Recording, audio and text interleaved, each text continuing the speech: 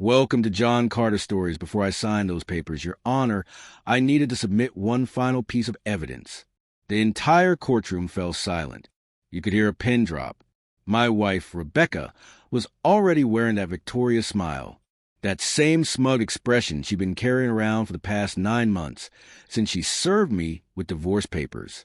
Her attorney, this expensive shark named Marcus Donnelly, who charged $600 an hour, had his pen ready, practically salivating as he waited for me to sign the document that would end our 16-year marriage.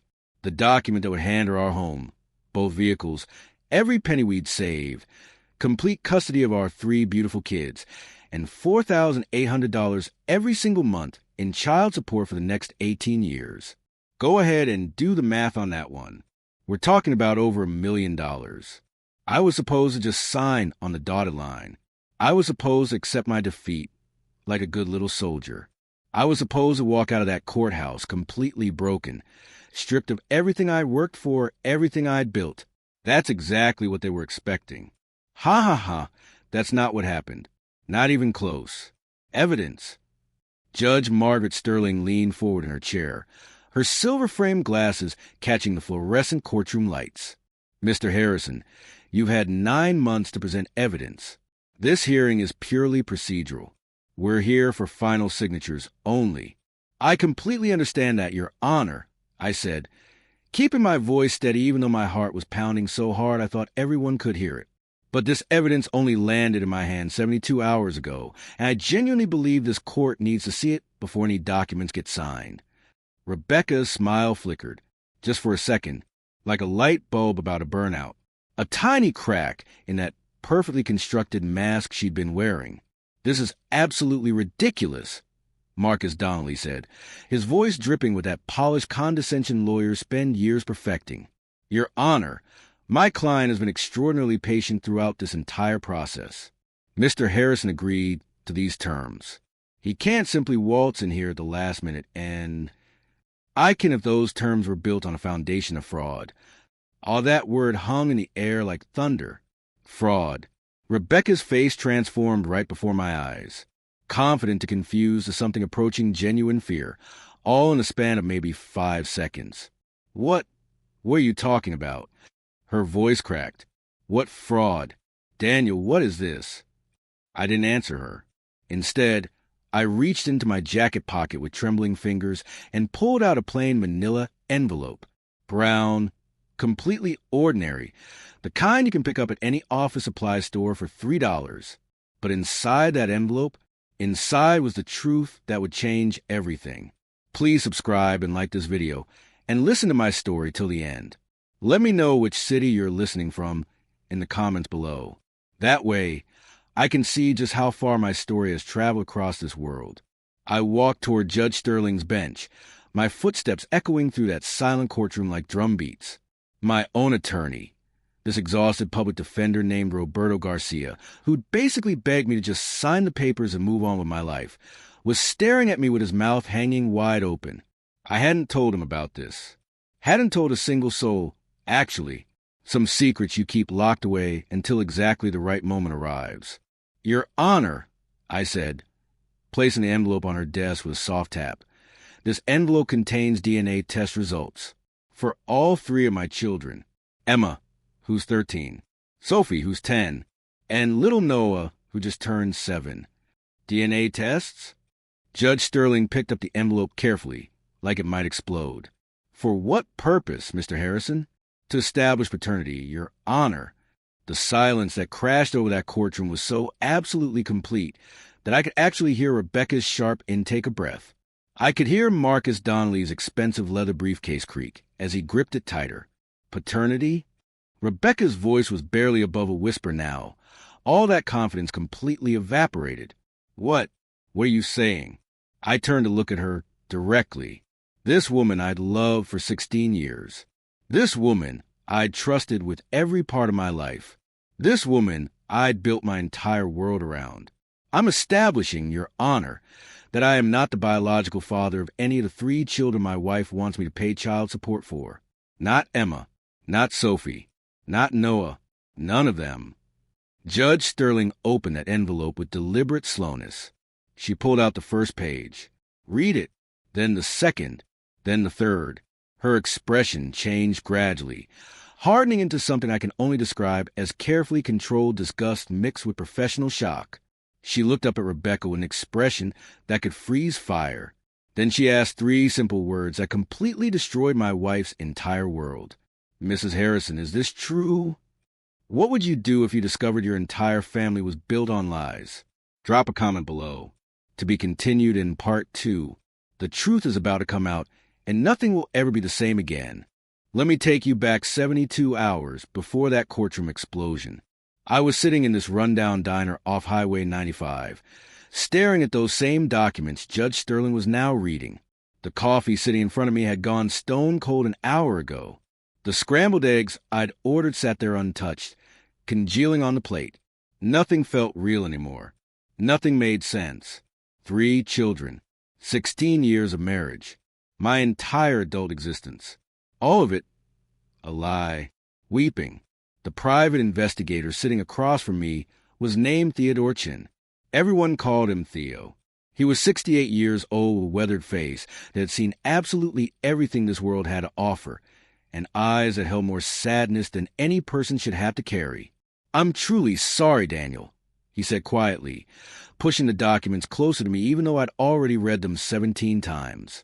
"I know this wasn't what you were hoping to discover." "I wasn't hoping to discover anything, Theo." My voice came out hollow. "Empty. I was hoping you'd tell me I was paranoid, that the whispers were wrong, that my wife wasn't." I couldn't even finish that sentence. The words physically wouldn't come out. "The DNA tests are absolutely conclusive, Mr. Harrison." Theo pulled out a pair of reading glasses and pointed to charts. "Emma, Sophie, and Noah, none of them share your genetic markers.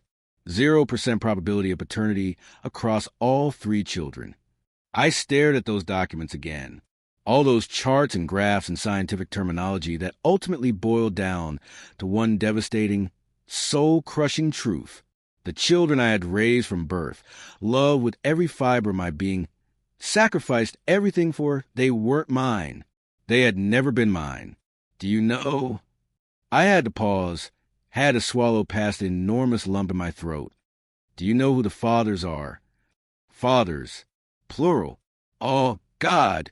Even saying that word felt like swallowing broken glass.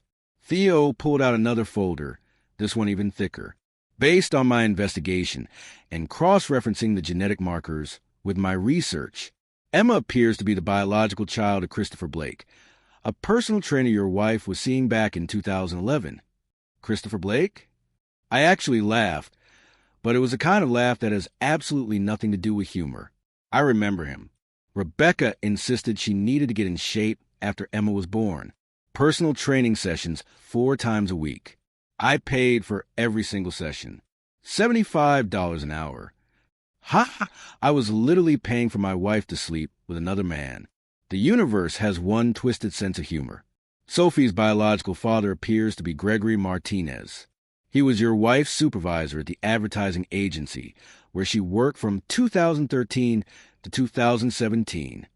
Gregory Martinez, the man who gave Rebecca that big promotion, the man who took her on those weekend business conferences, the man I invited into our home for Thanksgiving dinner. I'd shaken his hand. I'd thanked him for being such a great mentor to my wife. Weeping. "And Noah?" I asked, even though I wasn't sure I wanted to know anymore. How much more could one person take? Theo hesitated. Actually hesitated, which immediately made my stomach drop. "This one's going to be particularly difficult to hear, Daniel. More difficult than finding out my 3 kids are mine? More difficult than discovering my entire life has been a performance. Noah's biological father appears to be your brother, Kevin Harrison." The world stopped spinning. Time stopped. My heart stopped. Everything just stopped. "Kevin." The word came out strangled. "My little brother Kevin?" Kevin, who'd been my best man at our wedding. Uncle Kevin, who showed up to every single birthday party, every Christmas morning, every family barbecue. The man I trusted more than anyone in this world except Rebecca herself. The man who'd helped me move into our first apartment. Who'd loan me money when things got tight.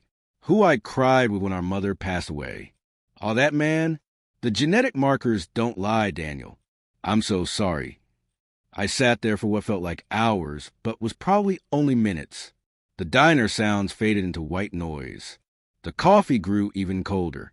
The eggs became completely inedible. 16 years. 3 children. Hundreds of thousands of dollars poured into a family that was never actually mine. And Rebecca had the absolute audacity to demand child support, to demand everything I owned, to act like the victim in all of this. What do I do now, Theo? I finally asked, what the hell am I supposed to do with this information? Theo leaned back in his torn vinyl booth seat, studying me carefully. That's entirely up to you, son. You could sign those divorce papers tomorrow and pay child support for the next 18 years to children who don't share your DNA. Walk away quietly. Let her win. He paused, letting that sink in. Or, he continued, you could walk into that courthouse with these documents and watch your wife's entire scheme collapse like a house of cards in a hurricane. She'll say I'm abandoning the kids, that I'm a monster, and you'll say she committed paternity fraud, which she absolutely did. In this state, that's grounds for complete termination of child support obligations. And Daniel, Theo's eyes got hard. It's also ground for potential criminal charges. Criminal charges against Rebecca, the woman I'd shared a bed with for 16 years, the mother of children who called me daddy. I need time to think about this. You have 72 hours before that final hearing. Think fast. Would you fight back or walk away? Let me know in the comments what you do in this impossible situation. To be continued in part 3. How did I end up here? Let me tell you the whole story from the beginning.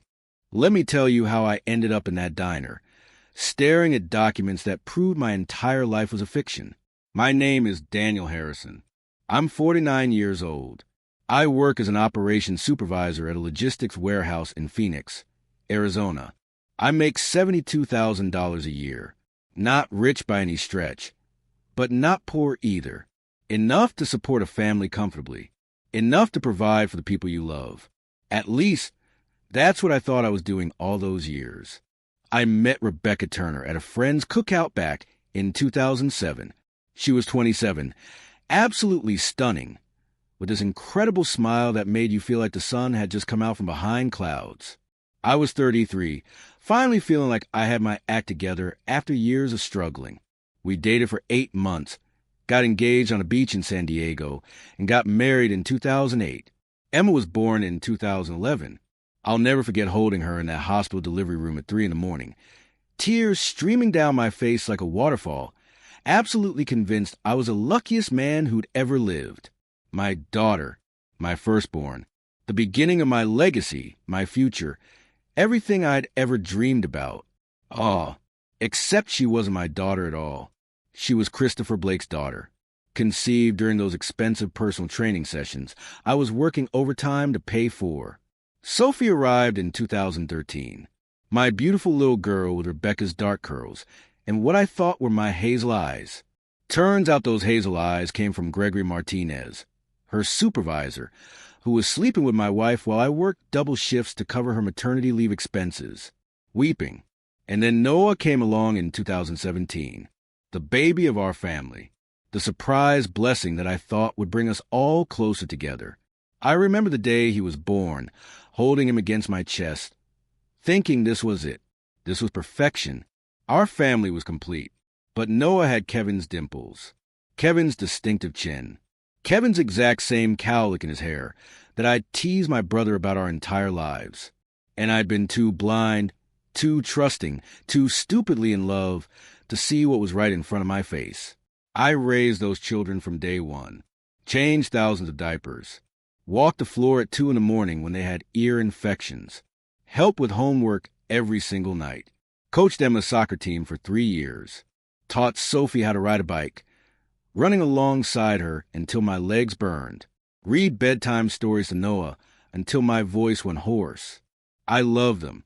God help me, I still love them. That's the part that made this entire nightmare so unbearably complicated. They thought I was their father. They called me Dad. When Noah fell off his skateboard last summer and split his knee open. He came running to me, crying, blood everywhere, calling for his daddy to make it better. When Sophie got her first period and was scared and confused, she came to me because Rebecca was at work. When Emma needed advice about a boy who was bothering her at school, she asked me what to do. None of that was fake. None of that was a performance. My love for them was 100% real, authentic, true. But Rebecca's love for me? Ha ha ha! That had been a lie from the very beginning. A carefully constructed illusion designed to trap me into raising another man's children. 3 other men's children, actually. The divorce blindsided me completely. Or maybe it didn't. Maybe I just refused to see the warning signs that were probably there all along. Looking back now, there were so many red flags I'd ignored. The late nights at the office that didn't match her calendar. The new designer clothes I definitely hadn't bought. The way she guarded her phone, like it contained nuclear launch codes. The sudden interest in going to the gym at 5 in the morning. I thought we were just going through a rough patch. 16 years of marriage, 3 kids, a mortgage, car payments. Life gets messy and complicated. I'd suggested marriage counseling. She'd said she didn't need it, didn't want it, wasn't interested. Then last January, she sat me down at our kitchen table and dropped the bomb. Daniel, I'm not happy. Haven't been happy for a very long time. I want a divorce. Just like that. Cold. Clinical. Like she was ordering a sandwich. We can work on this, I'd said desperately. We can fix whatever's wrong. We can... I don't want to work on it. I don't want to fix anything. I just want out. She already had Marcus Donnelly hired. Everything was already prepared and organized. The division of all our assets, the custody arrangements, the child support calculations down to the penny. She'd been planning this exit strategy for months, maybe even years, and she wanted absolutely everything. The house we bought together back in 2012, the retirement account I'd been building since I was 25, both cars, all our savings, every investment, and complete full custody of our 3 children, with me paying $4,800 every single month until Noah turned 18.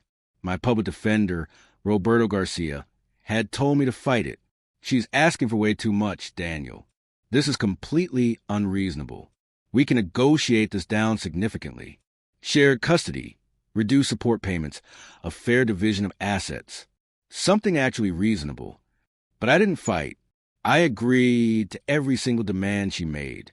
Every ridiculous, outrageous demand. People thought I'd given up. Thought I was too heartbroken, too destroyed to put up a battle. Thought I was being either incredibly noble or incredibly stupid. Probably both. Ha ha. The truth was completely different. I agreed to everything because somewhere deep inside, I knew something was terribly wrong. Had known for years on some level I couldn't quite articulate. I couldn't ignore how Emma looked absolutely nothing like me. How Sophie had a genetic blood disorder that didn't run anywhere in my family tree. How Noah had certain features that looked eerily familiar, but in completely the wrong way. So I started paying closer attention. Started really looking at things I'd been too busy or too trusting to notice before. Started remembering moments and conversations that hadn't quite made sense at the time, but suddenly clicked into place with horrifying clarity. And then I hired Theodore Chun, the best private investigator in Phoenix. I didn't tell Rebecca, didn't tell Roberto, didn't tell Kevin or my parents or any of our friends. I just quietly, methodically, began investigating the woman I'd married 16 years ago. It took 9 months. 9 long months of gathering evidence while pretending to be the defeated, broken husband who wouldn't fight back. 9 months of letting Rebecca think she'd won, that she'd gotten away with everything, that I was just going to roll over and accept my fate. And then, 72 hours before final hearing, Theo handed me that manila envelope. Have you ever discovered something that completely shattered your worldview? Share your story in the comments below. To be continued in Part 4. The truth finally comes out and the real battle begins. Judge Sterling read those DNA reports 3 times. Her face remained professionally neutral, carefully composed, but I could see something fundamental shifting behind her eyes. The same disgust and horror I'd felt in that diner, multiplied by whatever sense of justice had led her to spend her life on the bench. Mrs. Harrison. Her voice could have frozen lava. Do you have any response whatsoever to these documents? Rebecca was standing now, gripping the edge of the table so hard her knuckles had turned completely white. Her carefully maintained composure had shattered into a million pieces. She looked at me, at the judge, at Marcus Donnelly, desperately searching for something, anything to hold on to. Those tests are fake, she said, but her voice shook. He's lying. Daniel's lying. He's just trying to avoid his responsibilities to his family. These tests were conducted by Gene Lab Diagnostics. Judge Sterling held up the documents with one hand. A certified laboratory with full ABB accreditation and an impeccable reputation. They show 0% probability that Mr. Harrison is the biological father of any of the 3 minor children. Not Emma, not Sophie, not Noah. 0%, Mrs. Harrison. That's impossible. Rebecca's voice was cracking now. He's their father. He's been their father for years. He's raised them. He can't just... Mrs. Harrison. The judge's interruption was sharp as a blade. I'm going to ask you one more time, and I strongly advise you to think very carefully before you answer. Is there any possibility whatsoever that these DNA results are accurate? The courtroom held its collective breath. I watched my wife, the woman I'd loved for 16 years, the woman I'd trusted with absolutely everything I had, the woman who had lied to me every single day of our marriage. Something broke in her expression. The fight drained out of her eyes like water down a sink. I need to speak with my attorney, she whispered. Your attorney is standing right beside you. Judge Sterling's patience was clearly wearing thin. Marcus Donnelly looked like a man who just realized he was standing in quicksand. The confident shark had transformed into a panicked deer caught in headlights. Your Honor, I need time to review these documents with my client properly. This is highly irregular procedure. You know what's irregular, counselor? Your client seeking substantial child support for 3 children who apparently weren't fathered by the respondent. Judge Sterling set the papers down with a deliberate motion that made everyone in the room flinch. She turned her full attention back to Rebecca. Mrs. Harrison, I'm going to ask you directly, and I expect a direct answer.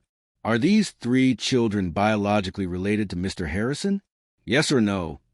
All the silence was deafening. Mrs. Harrison, answer the question. No.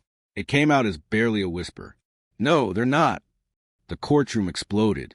Not loudly. There weren't many people there. But Roberto gasped audibly. Marcus Donnelly actually cursed under his breath, and someone in the gallery made a sound of complete shock.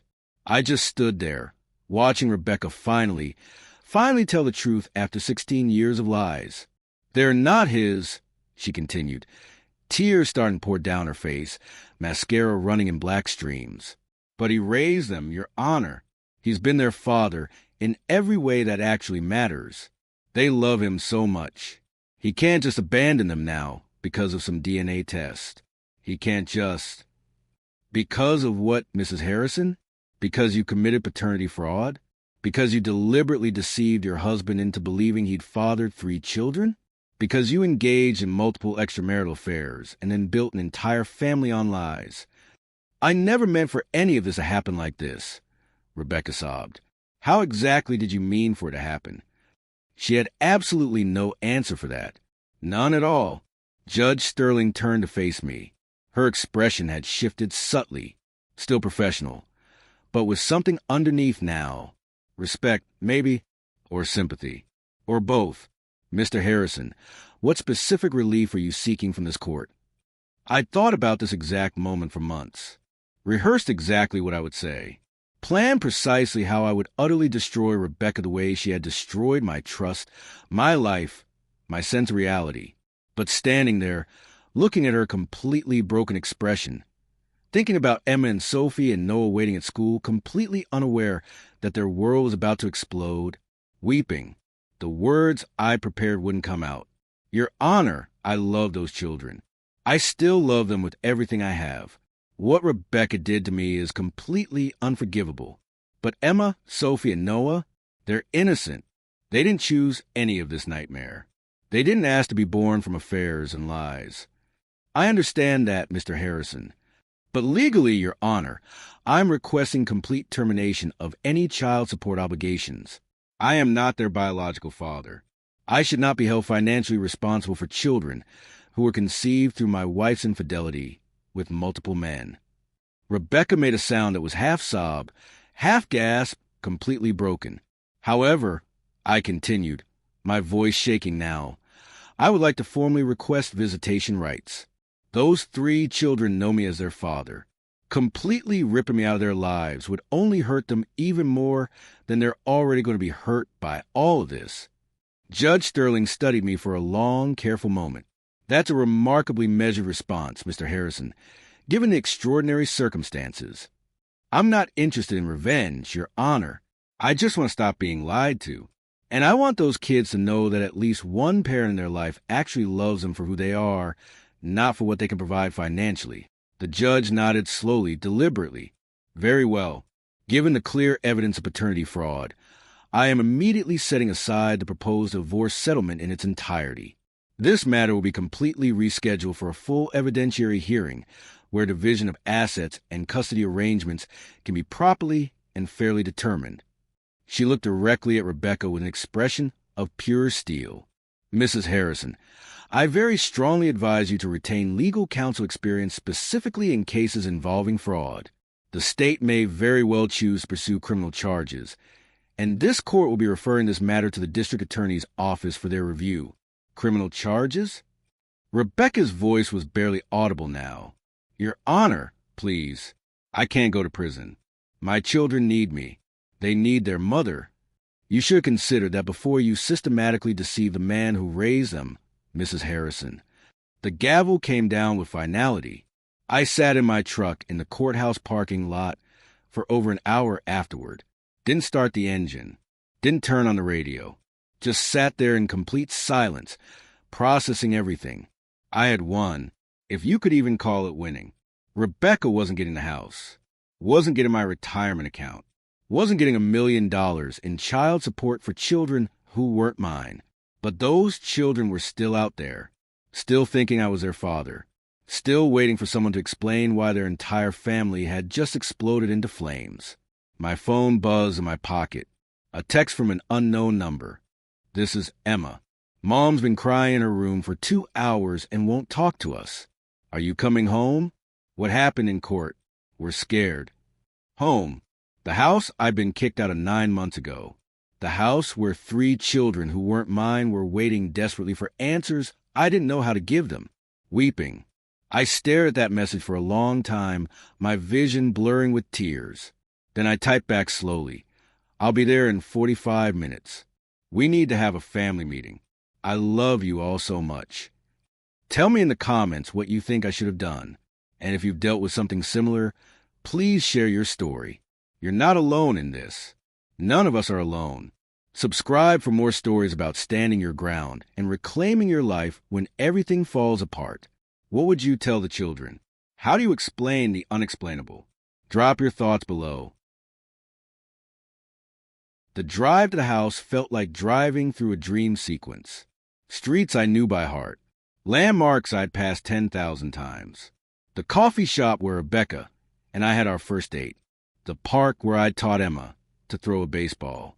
All of it felt strange and distant now, like memories from someone else's life. What was I going to tell them? How do you explain to a 13-year-old that you're not her father?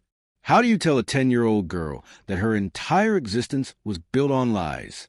How do you look at a 7-year-old boy and say anything at all?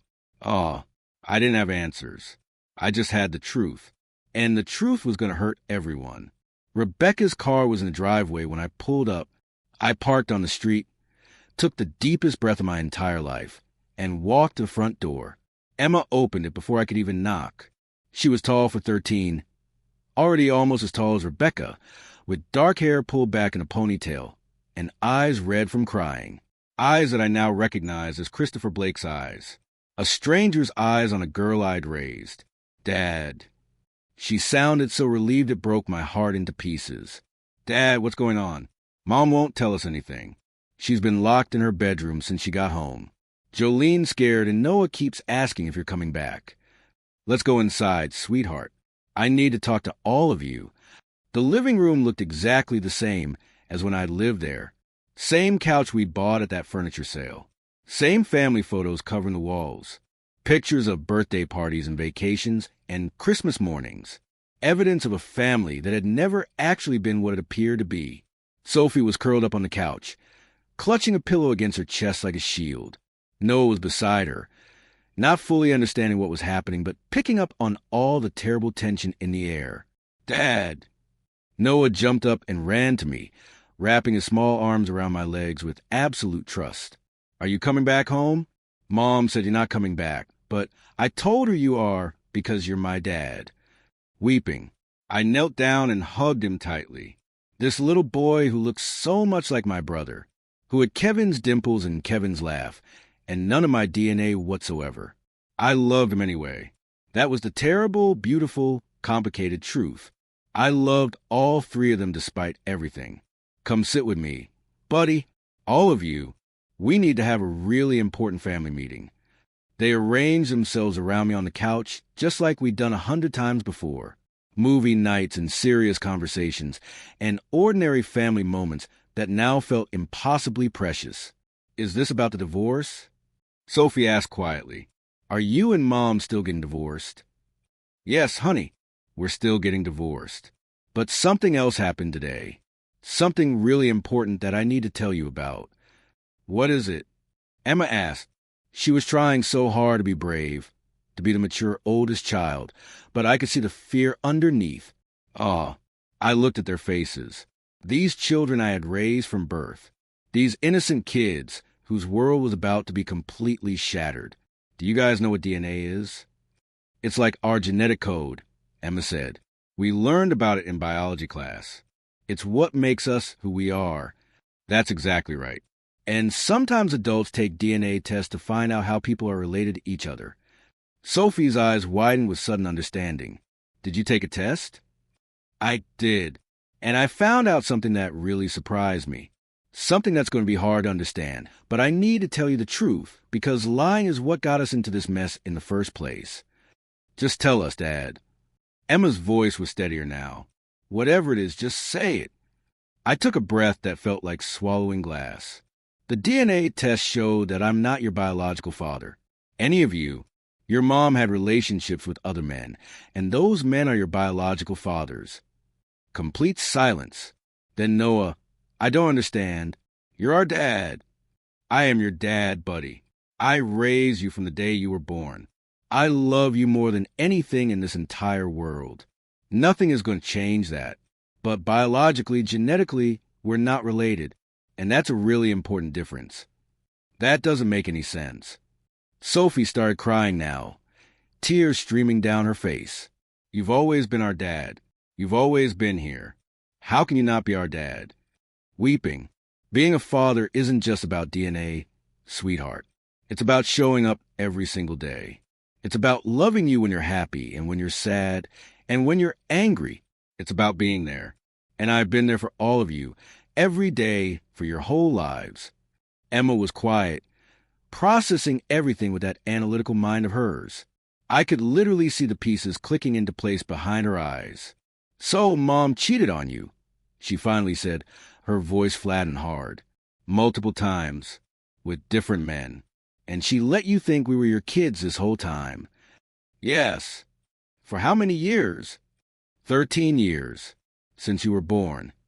She stood up abruptly, walked to the window, stood there with her back rigid and shoulders tight. I recognized that posture. It was the same way I'd stood in that diner when Theo told me the truth. Emma, I called softly. I'm fine. I need a minute.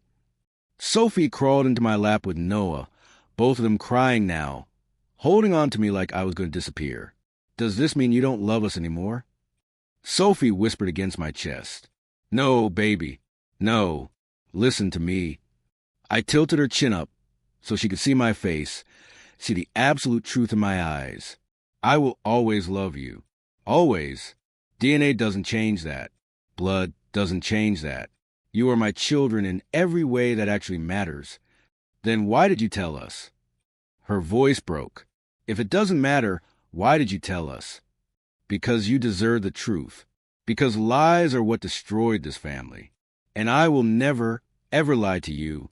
Not about anything. You deserve better than lies. From upstairs, I heard a door open. Footsteps on the stairs. Rebecca appeared in the doorway, looking absolutely destroyed. Mascara streaked down her face, eyes swollen and red, hair a complete mess. The polished, put-together facade was completely gone. This was the real Rebecca, the one who'd been hiding beneath the surface all these years. Daniel. Her voice was hoarse from crying. What are you telling them? The truth. Something you've never managed to do. They're children. They don't need to know all the details. They don't need to. They have a right to know who they are. Rebecca, they have a right to know who their real fathers are. They have a right to the truth about their own lives. You're going to destroy them. Her voice rose with desperation. No, Rebecca. I stood up, settling Sophie and Noah gently on the couch. You destroyed them 13 years ago when you decided to build this family on a foundation of lies and betrayal and deception. Emma turned from the window, her young face hard in a way that made her look decades older. Mom, is it true? All of it. Rebecca's mouth opened and closed like a fish gasping for air. It's complicated, Emma. There were circumstances you don't understand. I never meant for any of. Did you cheat on Dad? Emma's voice cut through the excuses like a knife. Yes or no, Mom? Rebecca's shoulders slumped in defeat. Yes. With how many men? Emma, please. How many, Mom? Oh, 3, over the years. But I loved your father. I loved all of you. I was just scared and confused and 3 different men. Emma's voice was shaking now. 3 different fathers for 3 different kids. And you let Dad think we were all his? You let him work double shifts and miss family events and sacrifice everything for a family that wasn't even his. I know what I did was wrong. Wrong. Emma laughed. But it was a kind of laugh that has nothing to do with happiness. Wrong? Mom, you destroyed everything. You destroyed Dad's life. You destroyed our lives. You destroyed this entire family because you couldn't be honest for 5 seconds. Marcus, I said quietly, cutting through the rising tension. That's enough. No, it's not enough. Emma spun to face me, and I realized she'd caillé. Continue. 7:26 p.m. Me, Marcus, instead of Dad. She lied to you for 13 years. She lied to all of us. She stole your entire life, and now she was trying to take $1 million from you for kids who aren't even yours. I know, I said softly. I know exactly what she did. And I'm angry, too. I'm more angry than I've ever been in my entire life. But yelling at your mom isn't going to fix anything or help anyone right now. I walked over to Emma, to my daughter who wasn't my daughter, this tall, almost teenager who was dealing with betrayal she shouldn't have to understand for decades yet. Come here, I said, opening my arms. She stared at me for a long moment.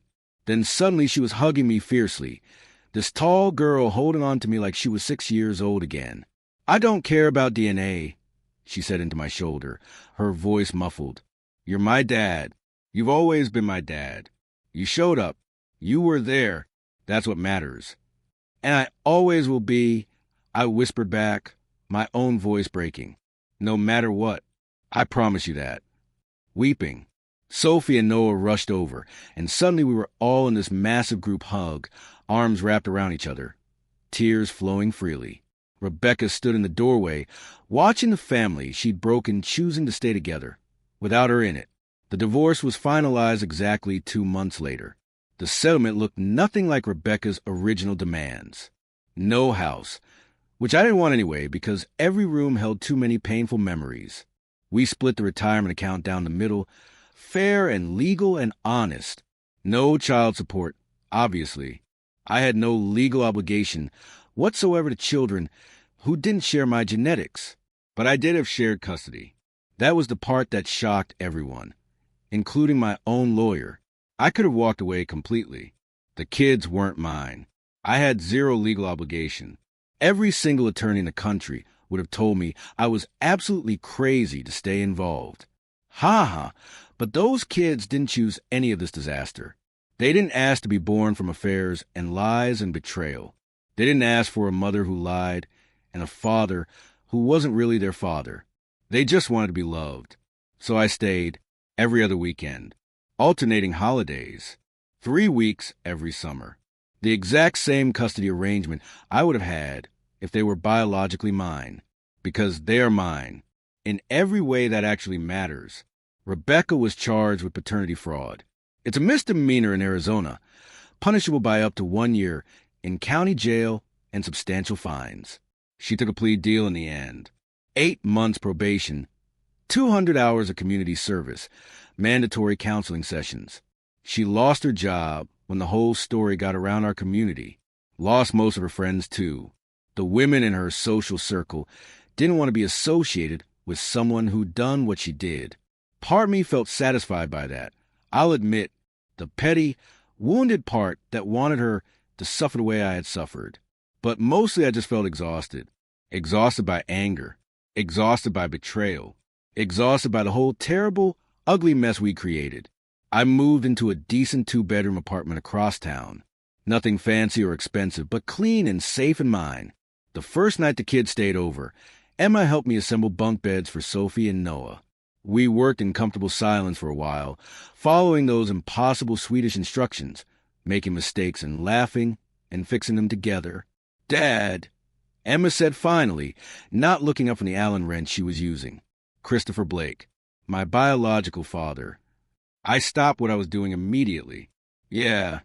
I looked him up online. He's a personal trainer in San Diego now. Has his own gym. He's married with 2 kids. His own kids. Legitimate kids. Oh, does he know about me? Emma asked quietly. "I honestly don't know, sweetheart. Your mom might have told him. Or maybe not. I can't say. Do you think..." She paused, choosing her words carefully. "Do you think I should try to contact him? Try to meet him?" I set down my screwdriver and really looked at my daughter. This brave, beautiful girl navigating impossible questions no 13-year-old should have to answer. "That's completely up to you, Emma. He's your biological father. You absolutely have a right to know him, if you want to. But he's also a stranger who slept with your mom while she was married to me. That makes it complicated." "Everything's complicated now," she said softly. "Yeah, it really is. Do you think he'd want to know me?" I thought about Christopher Blake, a man who'd had an affair with a married woman, and either didn't know or didn't care that he'd fathered a child through that affair.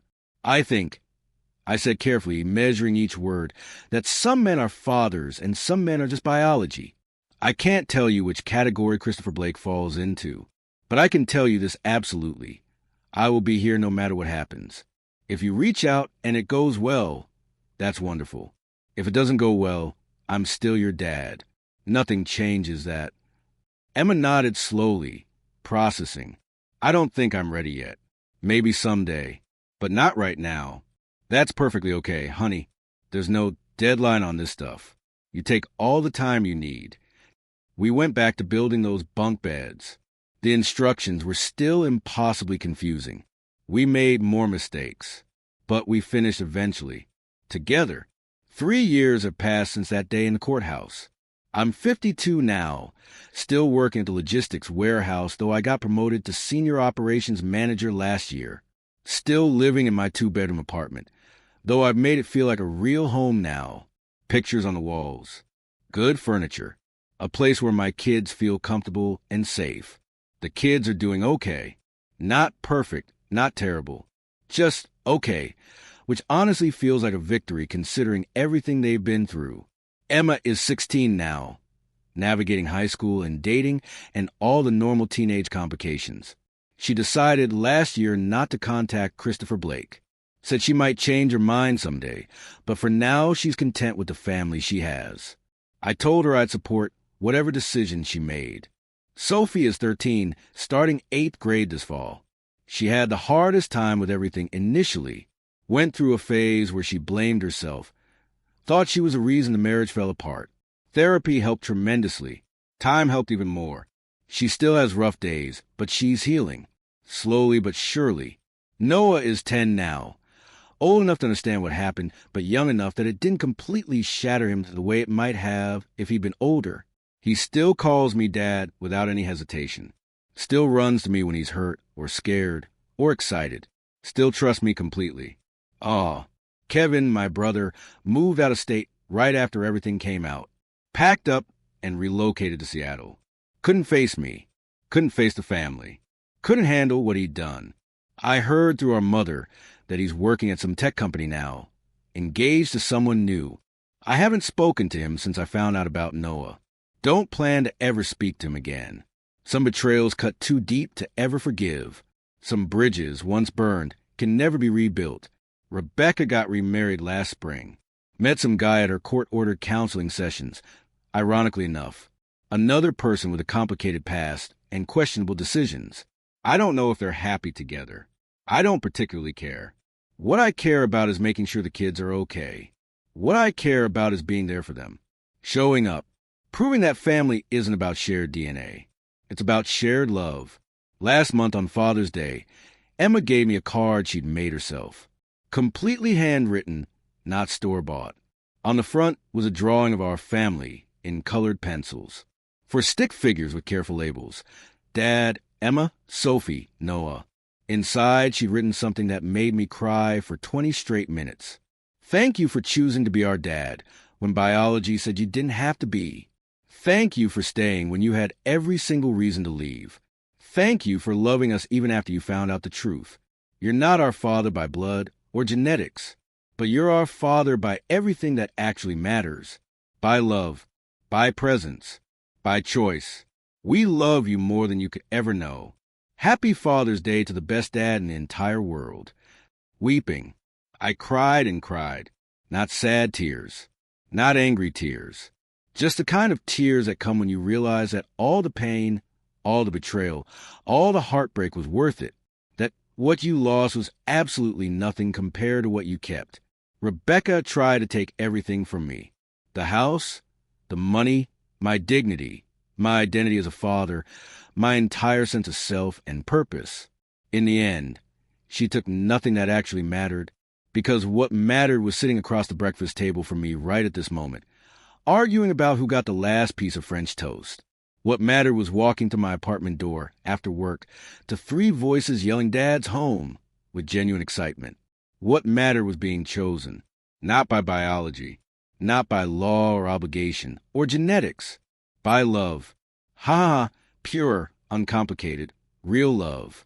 If you're watching this and going through something similar, something that feels impossible and overwhelming, I want you to know a few really important things. First, the truth matters. Even when it hurts like nothing else. Even when it destroys what you thought you had. Even when it burns your entire world to the ground. Living inside a lie is so much worse than facing the painful reality of truth. Second, being a parent isn't about DNA or genetics or biology. It's about showing up every single day. It's about sacrifice. It's about choosing to love someone even when it's difficult, especially when it's difficult, because that's when love matters most. Third, you'll survive this, whatever this is for you, whatever impossible thing you're facing right now. The worst day of your entire life is still just one day. The sun will rise tomorrow and the day after that, and the day after that.